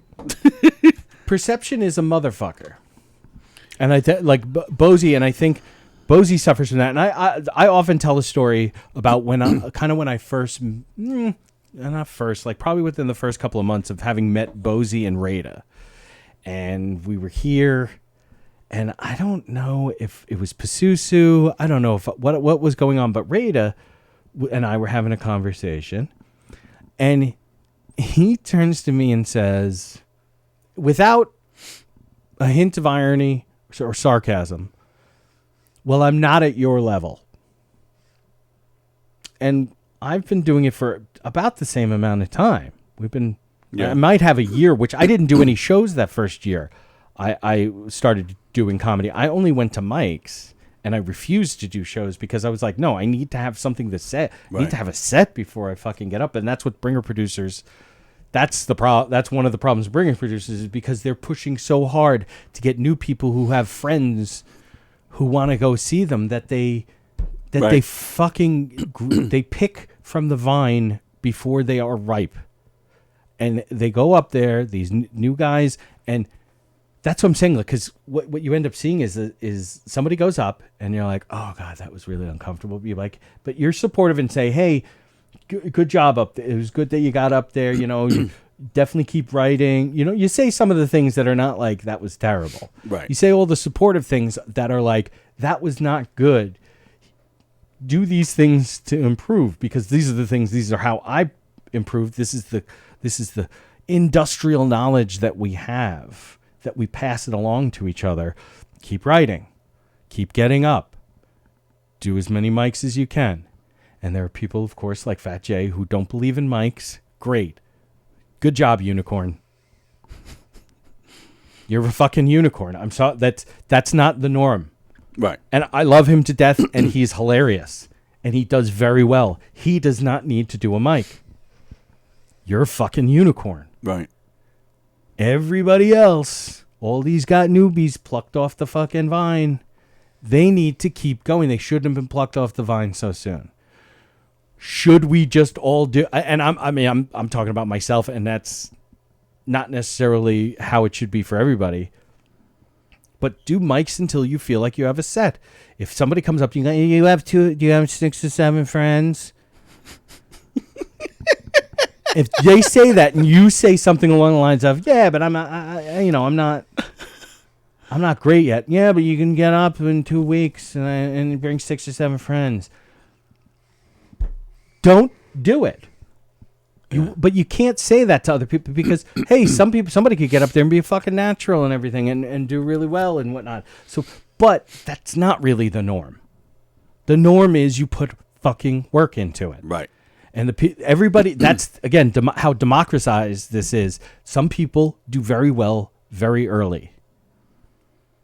Or they get on shows because there's so many bringer producers and they get fucking plucked. And they're on these bringer shows, and then all of a sudden one day the bringers dry up, and they're not getting booked at all, and they lose the fucking passion they thought they had for it. Well, a bringer show is very similar to, like taking a comedy class and having your graduation show. Well, the graduation show is at least you've gone through a formal fucking process. Well, true, but the show itself is like a bringer because these people show up specifically for you. It's a bringer, right. But it is a bringer that right. has gravitas attached to it because it's sort of set up in the same way, except the level of comedians that are going to be on that show that are pros are going to be higher than if you just go to a bringer show at a place in the city. And you're like, that's or even out here. I should say out here, but a bar show, not this club. I'm saying like the clubs. You go to the clubs. There's going to be fucking killers on that. Yeah, of course. Show that like I had to follow Kevin Downey Jr. Right. Yeah. I sat in that green room and would like watch him on the TV and listening and just being like, holy how am I going to walk out there and talking about jerking off for fucking 5 minutes? This is impossible. This man is a fucking... Oh, he's amazing. He's one of my favorites. Yes. Like, we swim in the same end of the pool, but he's definitely a better swimmer. So let me go back, read some comments. Let's see. It's all about loving to make people laugh. That is correct, Andrew Fremder. It's a good thing my terrible idea of a joke hides behind a keyboard on my phone for this show. Don Sill, we will see super green newbies mix it up with amazing veterans on Monday for sure. Yes, but that's I enjoy that. It's fun, and there's no, again, like you said, there's nothing wrong with it until people get involved. Yeah, right. Until these egos and people think who they are and they think they're funny, and it's like, no, that's only like, listen, we all do it. There's plenty of jokes that I have told that are not funny. Like, I think they're fucking hilarious. Most of them were today. Yes. And today has been particularly a bad day in the Plagainos' mind. Oh, okay. Carol, basically ego interferes with the art, which is the case. The art. Right. Yeah. Which is the art. And it happens in all forms. That is what's so frustrating, and that's why Bosy, like, this break, I'm calling it a break because I think his love for it is too much, and I know he gets the creative outlet, and he's very good on the Knockem Dead murder mysteries. Yes. He's taking. I'm looking at this as him taking a break. It was there, and I was going to ask him this before he had to go. Was there a particular incident? No, he just got tired of all the bitching. This has been building for a long time. Okay. Don says yes. That was your conversation with Rada was on the Pazuzu finale. Fremder, Bosy and Rada should go on stage together as a comedy team. When they did their show in the Giggle Room, when they first announced it, that's what I thought they were doing. Right. I agree with Fremder. I do think they should do some kind of comedy team. I think Bosy's too good for Rada. Well, that goes without saying. Like how you told Tony to cut the fluff in his act, says Carol. Oh, well, are you talking to me or are you talking to, like, somebody else? I think she's talking to you. Well, I know I've said that before, like, but we all say that. Again, it's part of the industrial knowledge that we have is to say, dude, you're being too wordy, or right. Yes. You know what? It's only trying to help. Right, and it's saying things like, dude, it doesn't have to be 100% true. It can come from a true place, but, like, let's make it funny. Yep. You know, and there are so many people that are like, no, because it was funny in my head when I thought of it. Right. Yeah, but it could be funnier. Because like any art, you have to challenge yourself. Get out of your comfort zone. And I know we talk a lot about what you, and I've heard you call it the hang, where after a show or even during a show, all the comedians are backstage. The hang, yeah. And they say some hilarious things to each other, which is, I love that myself. But what I also love is when they're talking shop. Yeah. And when I hosted at Governor's, what was it, 2 weeks ago, on a Thursday night, Peter Bale was also here. Chris Monty was the headliner. Laura Patton, Joe Cravella, Wes Bayer, John LaRocchia, and Tony DeBoss. And, I mean, to me, it was just a great lineup. But being backstage, seeing the smile on Cravella's face as Chris Monty's going to him to talk about his act, to see, gift. Yes, and then to see Peter Bales discuss a joke he's working on, and then there's Monty chiming in, and they're discussing what to do with this joke. Like, you know, I mean, I'm watching, in my opinion, history in the making. You know, these two geniuses, and I just sat there and watched these guys, and then Bales went up and tried the joke in his set. Like this is fantastic. And I even asked Bales, because I was, oh no, I take that. Oh, so 2 nights later when we performed New Year's Eve. No, I'm sorry. About a week before that, Butera was doing a show in the Giggle Room. I was here, and he said, "Why don't you go up?" So it was like, last minute thing. But Bales was here, so I asked Peter. He was watching the show in the Giggle Room, and I said, "Peter, can you, please watch and then tell?" And which is, again, that's what we're here for. We want that criticism. We want to talk shop. We want to get it right. Yes. So yeah, that's what it's all about. Well, the Kevin Pollak interview. when he talked about the Ross Perot Mm-hmm. impression, when he and Dana Carvey talked about this Ross Perot Right. impression. Right. Yeah. Like, that's at the highest, to me, that's at least for me personally, that's of the highest order. But those are two greats doing it. Yeah. So you can't tell me that that shouldn't be done down at this level. Right. So they can what? So then can someone explain to me how some comedians can bring an entire Madison Square Garden? Danny Coronado, bringer shows can make you lose friends. No shit, that's real. Yeah. Fremder, these two cannibals were eating a clown and one said to the other, I think this one tastes funny. Well, that's somebody else's joke, so. Yeah. Fremder also says, I get told I'm too wordy, pretty much shut up and don't say a word. Don, speaking of LI comedy scene page, check out our interview tonight at 8 o'clock on Govs. And here's the DRQ with the new admin Pat Dunn.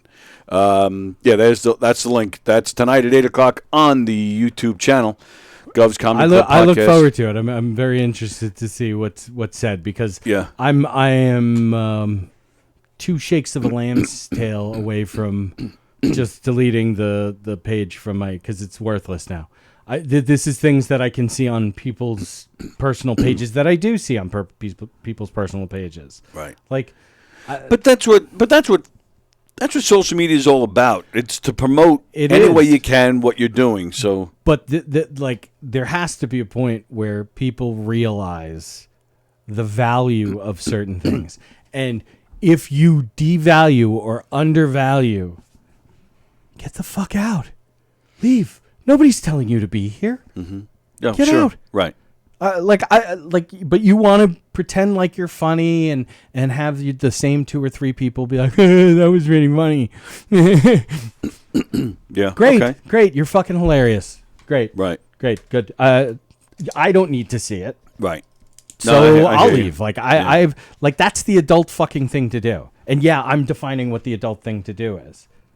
Absolutely. Sure. Because the childish cool kid thing to do is to be like, well, Randy's being so serious. Like, okay, but I'm not going to put it out there on the social media. We're talking about it. We're having a discussion about it. I'm talking about it now.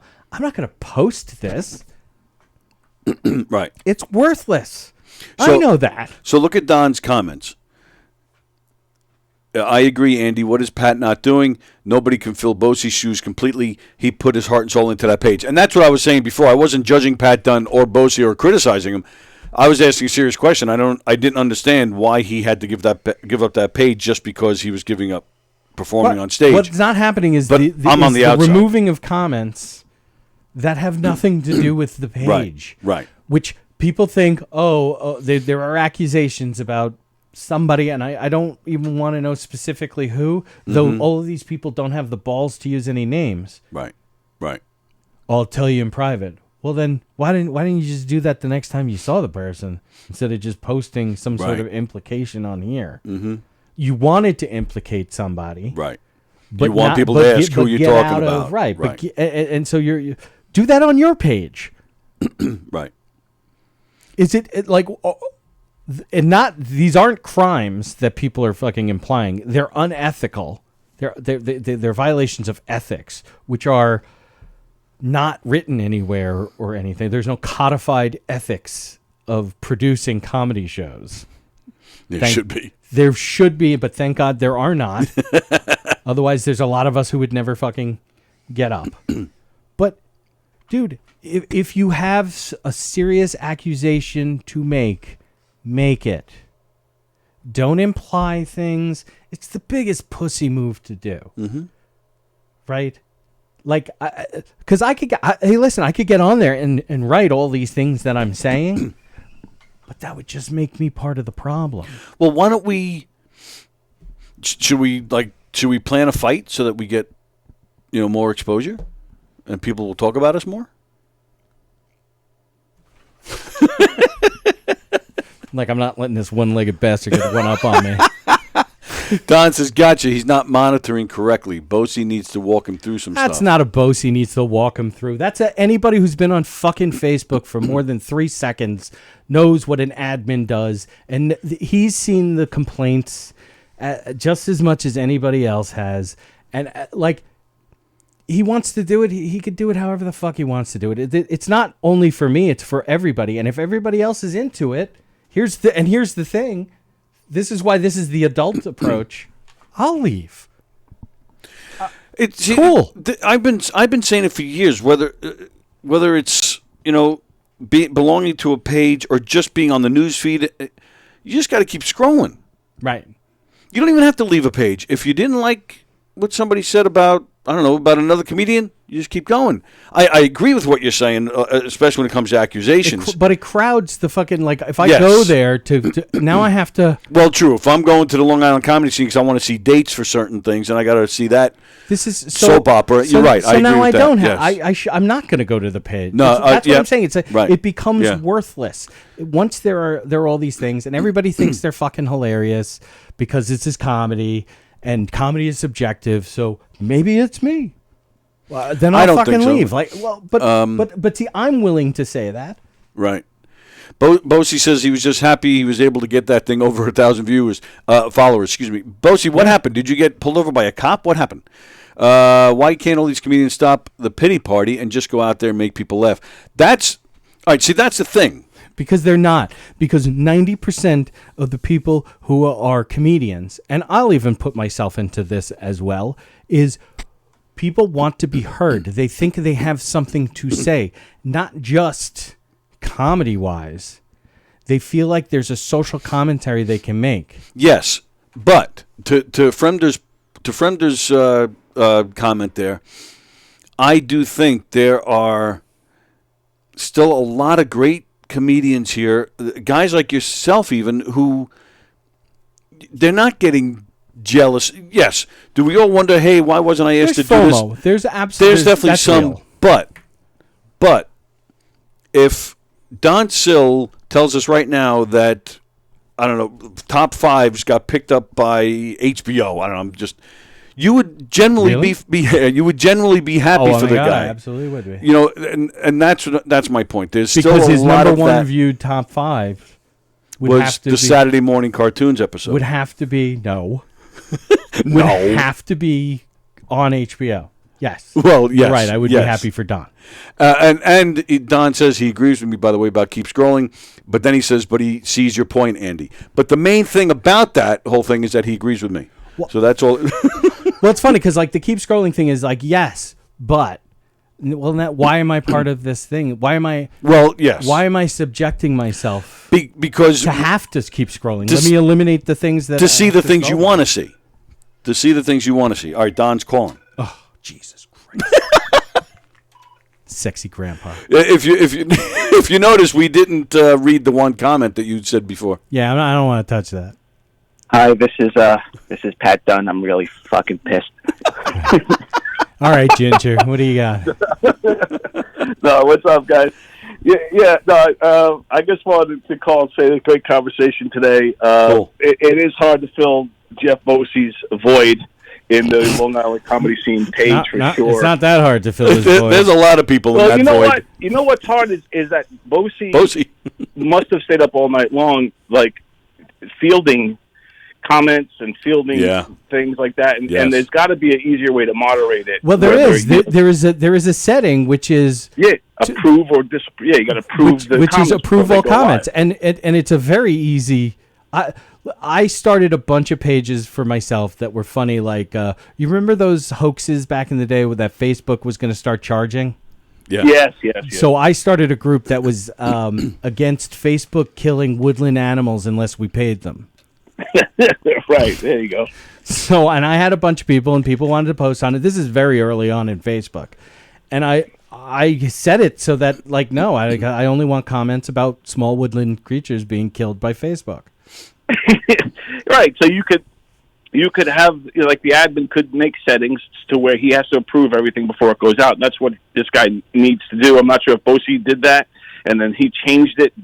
No, Bosy didn't have it because Bosy would fucking because you get the notifications that there are posts that you need to go look at. Like that's another thing that happens. So that's what I'm saying. Like this isn't. It's like a child could run, and many children do. A child could run these pages. But I'm going through it now, and I'm not seeing anything. It looks the same to me. So like that's what I'm saying. Like I don't know what you're talking about, so to speak. Maybe if I read all of the comments within the posts, right? But the posts themselves seem pretty much. Well, I haven't gone on it in several days because it got insane, and I'm like, all right, whatever. I just won't go and look at it. Well, I think in the beginning, because even when I interviewed, when I had that impromptu conversation with Bosy, and we talked about it, Bosy was like, he actually said that Dunn is getting attacked on there, and that's going nuts. Oh, yeah. I didn't know that. Oh, by the cool kids. Yes, the cool kids decided that they were going to watch the world burn. Right, but now I think he's, and again, I don't know Pat Dunn. I met him for the first time via Zoom when I did he's a nice interview. He's fun. He's funny. He's a good dude. I don't want that to be lost. It's right. Not, he seems like a good dude when I interviewed him, and he seems like he. If you watch the thing tonight, it seems like he's trying to carry the torch from Bosy and keep it even keel and keep it positive and not negative. So I didn't know if you knew him more because you say he was like a bomb thrower and all this stuff. If you had some kind of inside on. Well, from what I had seen, there were posts that were up that he was interacting with the people, like he was adding to it, and that's why that's like, okay, you know what? Bosy himself has said the previous conversations have since been deleted. Well, except now here I get to Rich Radas. Does anyone know when the unveiling of the new Patrick Dunn statue will be? Group admin legends like Patrick need to be recognized. Who wrote that? Somebody wrote that in there? Rada did. That's funny, yeah, okay, but right. No, but it's like you said, it's diverting away from what the page is intended for, which is Long Island Comedy Scene. Now it's becoming like like the Pat Dunn page or the Jeff Bosy page, and it's got to get back on track to what it's. And now I'm down to 4 days ago. Mike Keegan, thank you, Pat Dunn, and it's a joke, like a Bosy joke, like. Thank you, Pat Dunn, for creating this group. You're doing such a great job to help build the Long Island comedy community. Your hard work is greatly appreciated. Ha ha ha. Right. Funny, but stupid. There's a lot of inside jabs going on at the past administrator and the new administrator. But I think if they had written it on their own page, great, because all the same people are either following them or are friends with them. Right. So, okay, you felt the need to come here. All right. I don't understand, but sure. What's your view on other pages that are out there, like the bad flyers and things like that? The ones that are kind of quasi-private or are specific, as long as that's their name, that's what they're doing. Like that's what it's for. It says it in its name. Bad comedy flyer. Put a bit. If you and I'll even say like what makes a few days ago, I'm sure you saw this as well. Somebody had said, "Hey, what makes a good flyer?" Right. Okay, that is relevant to. But if you get into the comments of bad flyers, like they had a bad flyer that was a Long Island one. I'm not going to name who was on there and shit. Well, one of my flyers was on there. I didn't make the flyer. No, this wasn't. I'm not talking about yours. I'm sure that they go at everybody, but yeah. This particular one, they were all ganging up on certain guy, pizza place owner, former pizza place owner, right? Ripping him to fucking shreds on there. So, it's hard for administrators to. Well, that was on that, but they posted an old flyer, and the conversation was on the old flyers. I totally know what you're talking about. Oh yes, yes. As long as there's a bad flyer or what you think is a bad flyer. Fucking hell, man. I'm just saying that my point of it is the negativity within the comments is kind of the way, unfortunately, it works. So it's going to be like that inside of every chat room or every group, a Facebook group, until the administrator gets in there and cleans it up. Right. Or if the administrator has it where every single comment has to be approved. See, I'm fine with the comments in the post going wherever the fuck they're going to go. The post, the original post, should be whatever the intent of the page. Otherwise, like calendars, upcoming shows, podcasts, that's promotions. Otherwise, you're wasting time. You're wasting people's time. And I'm a big enough individual. Yeah, I'll just leave the fucking page. I'm not gonna like post a complaint or anything stupid like that. We're having a conversation about this, so that's one thing, right? Oh, this is pretty much a complaint you're posting right now, as we see. Right. Yeah, you know what? It is. It's a video. But it's a complaint within the confines of what the page is intended for. No, and that's. I think this is a good point. I'm hoping that. It's not. No, it's not going to solve anything because the cool kids are going to swoop in if they, break their normal habit of not watching, and they decide to watch, or they hear something from somebody that says, "Oh, Andy was being fucking bad, bad, bad, bad, bad," and so then they'll be like, "Oh, Andy, oh, Dracula." I'm sure you saw the thing where I was referred to as Count Chocula by somebody. No, I didn't see that. Yeah, I'll send you the fucking screenshots of that. But it was basically me making a joke out of this complaint on another page, where I was like, "Why are you guys posting your podcasts on here? You already post them in groups that we're all already a part of, and we're all already friends with you guys." Right. So you're wasting your time. Forget about my time. You're wasting your fucking time at this point. That's one thing that's tough about a group like the Long Island comedy scene or any of these Facebook groups. Really, is after a while you're preaching to the choir. It's just the same. Right. Like if I was to post, and I do my conversations or whatever on that page, it's no one's going to even give a shit because they've already seen it. No, but that's where they go. But it's the place that they go. So it's almost like the library or an encyclopedia or Wikipedia. You can go there. It's like, dude, there was a fucking thing, and goddamn, I can't remember. Let me go to the Long Island comedy scene. Scroll down. There it is. Bam. Here's the information I was looking for. I think the most important thing is that they should have on there is calendars for the open micers for available shows, and also maybe some pictures of past mics and how successful they were and things like that. Well, so, like, if I have a mic, promoting shows is important. Like that's like I can't tell you how many times I've gone to Long Island comedy scene to be like, I'm like, oh shit, my show got canceled. Fuck, what was there was something else tonight, and I'll just go straight there, and there it is. Oh, it's there. Oh, great. Right. I'm fucking close. I can get there in like 5 minutes. Like it's and listen, it's my personal preference, and if it doesn't, if it can't change or if it's too much, I'll just leave. That's cool. Like I'm not such a prima donna that everything needs to be exactly the way I want it. I'll just leave.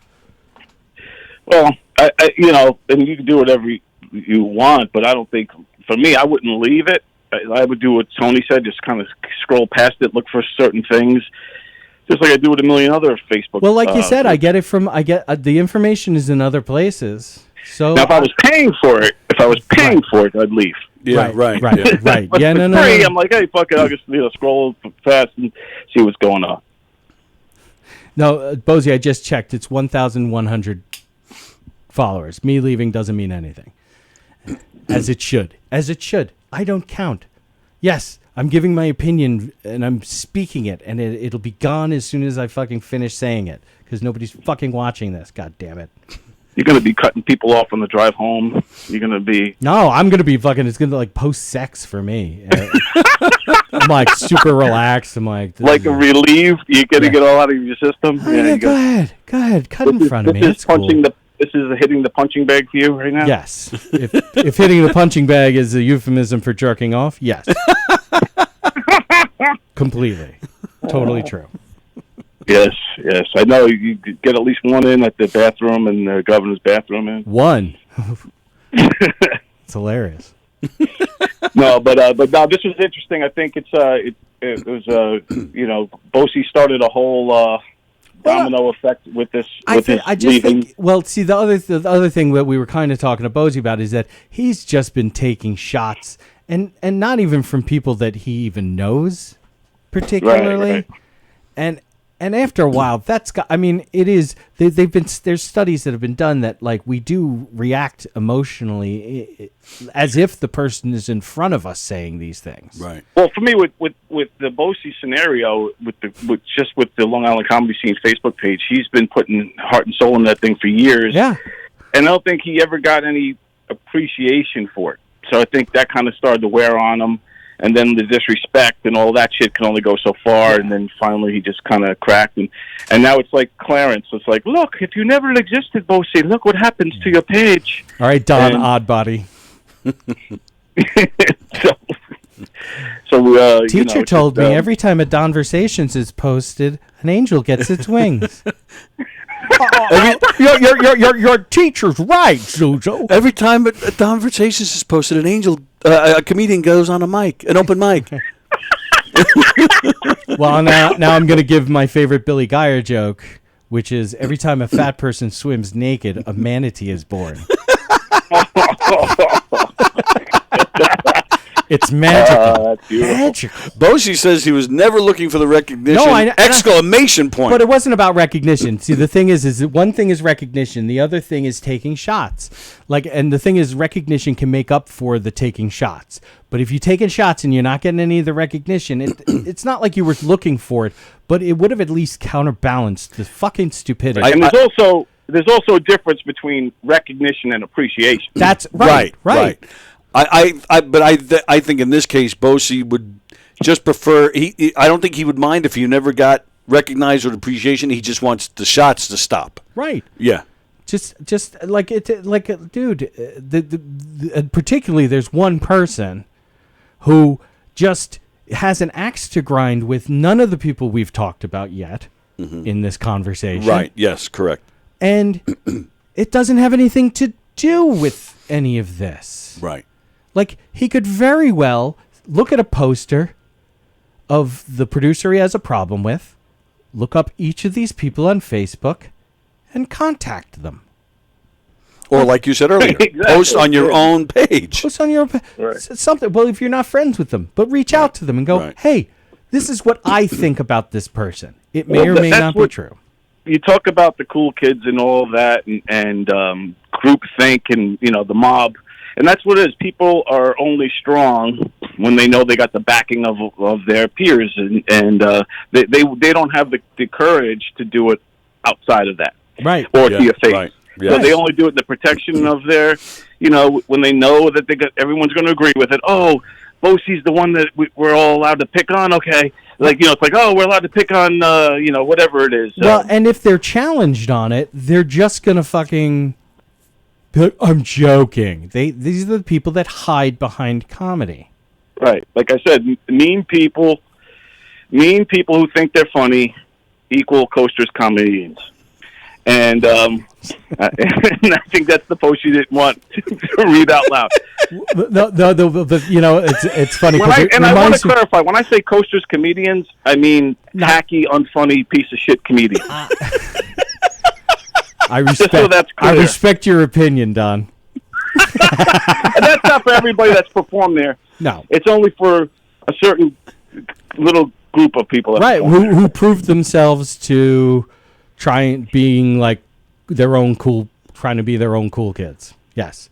This is right, it's like kind of like if the... I don't know. I'm not even going to go there. Yeah. But no, you need time to think about it. Off the cuff, it would be... I was going to say the Gothic art students decided they're going to be the cool kids. Which, you know what? They usually know that they are not the cool kids. They like not being the cool kids. They like being the outsiders. Exactly. There's a certain coolness to being the outsider. Which that's what I mean by cool kids in the comedy thing is, because they come off like they're insiders. Yeah, but also outsiders. And so now if anybody again breaks their habit of not watching the show and watches this and goes, you know what? Yeah, okay, Andy, okay, Don, okay, Tony. you guys are the hilarious ones. Like, they're going to make a bunch of sarcastic responses. Like, good, I'm glad you fucking finally realized that. Quit then. Quit. Yeah. But it doesn't get more outsider than myself, so. Oh, please, stop. Don, sexy grandpa. You can't. You can't. Talk about inside. Leaving it inside. We're talking to the right guy. Don is... I don't know how to pull it outside. That's true. Yeah. Am I even pronouncing that correctly? Pull out. Pull out. Is that right? I've never said it before. I haven't done that in years. Don is definitely one of the cool kids, especially this weekend. This Sunday, ladies and gentlemen, the Music, Movies, and Mic Drop Festival over there at Comic Strip Live in New York City. Sunday night, doors open at 7:30. Don will be there. Andy will be there. I will be there. A lot of great people are going to be there. And it's going to be a super night of music, some comedy, and some fantastic films. Really looking forward to it. There's going to be the musician that's going to be there, did the music for the movie, one of the movies, Through Open Doors. He also was on the label Realize. So Realize Films also has a music distribution company too, and so one of the artists from there gave us the rights to the music for that movie, Through Open Doors, and he's going to be performing, I think, when we walk in, like as walk-in music in the beginning of the show, and then also after the end, he's, I think, the final act, going up and performing him. I'm not sure if he's going to have a band or not. I just want to say how much I love walk-in music. My family appreciates it. Don Sill. That's right. It's all Christopher Walken music. And in fact, that's who it is. It's Christopher Walken playing his guitar. It's Christopher Walken playing walk-in music. And Don, thank you so much for putting my daughter. They got really, they got a super kick out of them being in the promo. Thanks, man. I love that promo. They cracked me up in it. We have an updated promo now that will be airing live after the musician. Then we're going to start the show, and then that promo we now included Christy Miller's in it. Carrie Kravitz has now been added to it. And also Gemini, that comedian magician. Oh, yeah. Dude, cool. That guy's a trip, man. He is freaking hilarious, and he's funny in this one. He reacts now to the girls in it. He's like, they're not even my kids. So it's really funny. So that will be there. So there's a newer, updated PSA video, and then the three movies.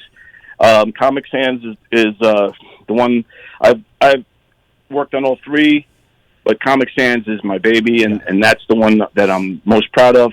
I'm proud of all of them, but that's the main one.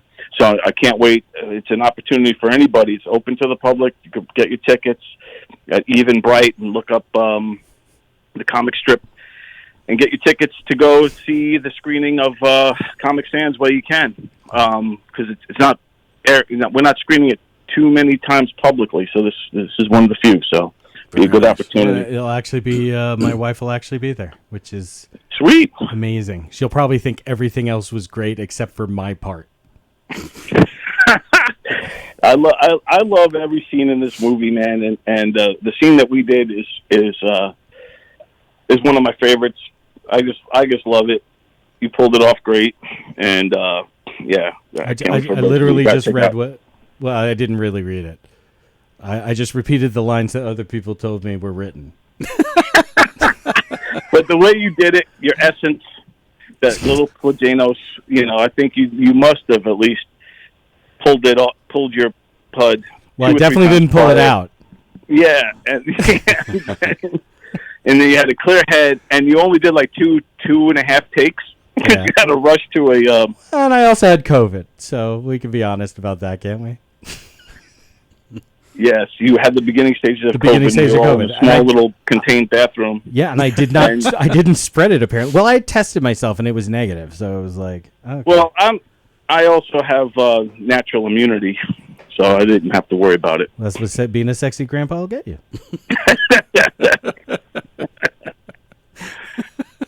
There you go. Just gonna bang that gong, man, over and over again. Hey, man, I love it. That's your grandpa. Very nice. That's that's a Sunday. Go ahead, sorry. Yeah, and Tony Walker's also in the movie. Also helped. He was a producer on the film as well. And we just did a great interview with Donna Drake on Monday. So that's how we started the week, and here's how we're ending the week, and with the Comic Sans. So it's pretty cool. Then Monday's the big party. Yeah, we're looking forward to that. Yeah, so that should be fun. You going to be there, Andy? I plan on it. All right, good. I know that's a milquetoast fucking. Well, then you could air out all your grievances when they're all there. Oh yeah, I'm just gonna come in. I'm gonna mosh whatever music they have. I'm just gonna dance. Just gonna start swinging as soon as you walk in. I'm like gonna Brazilian dance fight my way through the whole fucking party. And I mean, some people who I like might even get fucking fucked up. So yeah, there you go. That's how you have to do it. Yeah. There's always there's always people who get sacrificed and right. for the cause. Exactly. That's it. Very nice. All right, we're gonna get out of here. We've already gone almost a half hour over. So thanks for the call there, pal, and I'll talk to you this weekend. You rock, and I'm getting ready right now to post some stuff on the LI comedy scene. Wait till you see this one. John, if you editorialize it all, I'm going to be so angry. Did he leave? Oh, he left. Wow. That's fantastic. There we were, like, I wonder thought he what was gonna Don's say response to that sick burn's going to be.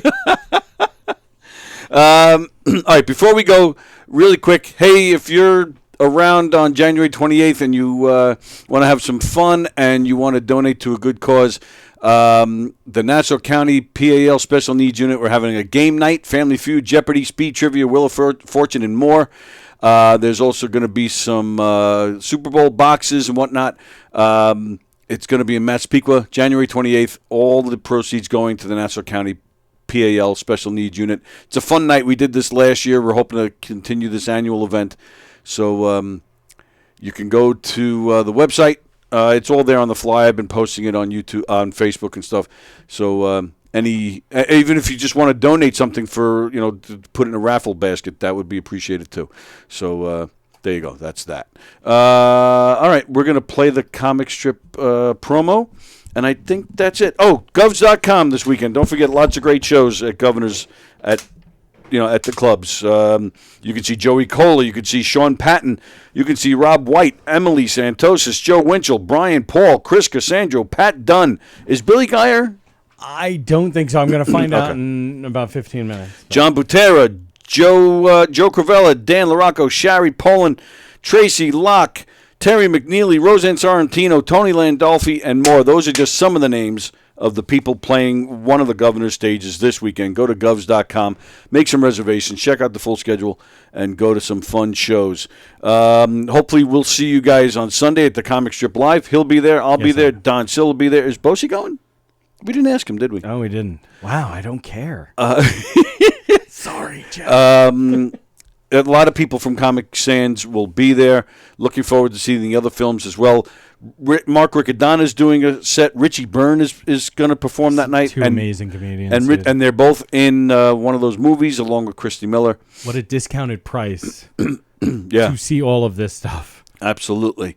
We're back here on Monday. I have Brian Paul and Mo Meltz will be joining me on Monday. We're not here Tuesday. Governor's is doing the floors in the hallways here, so we've been told to stay out on Tuesday. So we'll be here Monday, Tuesday, and Wednesday we're off. We're still trying to figure out what Hershey and the Key are going to do Tuesday night. We don't know if we're going to do the show from a remote location or if we're going to pre-record or we're just not going to bother. But we will be sure to let you guys know. Anything else? All right. Thank you, pal. Thank you. All right. Everybody have a great weekend. Donversations tonight on the Govs Podcast YouTube channel. Patrick Dunn will be talking about his role as admin on the new Facebook page. All right. We are out of here. See you guys later. Over the pandemic, art was hard to create. Since there was no audiences. Comedians were doing stand-up in their living room. And their kids were telling them they weren't funny. You're not funny. And writers were pitching ideas to their cats, I freaking hate cats. Musicians were posting music in the Spotify stratosphere. In the Spotify stratosphere in hopes of reaching someone who wasn't on their front lawn. All their neighbors wanted to hear was the umpteenth version of Hallelujah. Hallelujah. Hallelujah. Hallelujah. Hallelujah. Some of these artists didn't let any of this bring them down. They decided to bring their new art to the world as soon as restrictions lifted. These artists came together and made 3 short films. 3 incredible films. 3 short films. Along with being the creators of these films, as producers, directors, cinematographers. Cinematographers. Cinematographers, actors. Actors and writers. They are also musicians and comedians. You're not funny. So, come join us to celebrate art. With a night of laughter, tears, and maybe even a rousing rendition of Kumbaya. Kumbaya, my lord, kumbaya. For the love of God, please don't make me do that Kumbaya line. We'll be at the world famous comic strip live in New York City On January 15th, where these 3 short films, stand-up comedy and music at the first Music Movies Mic Drop Festival. Doors are going to open at 7. No, wait. It's a holiday weekend. It's 7:30. Click the link below to get your tickets. Kumbaya, my lord, kumbaya.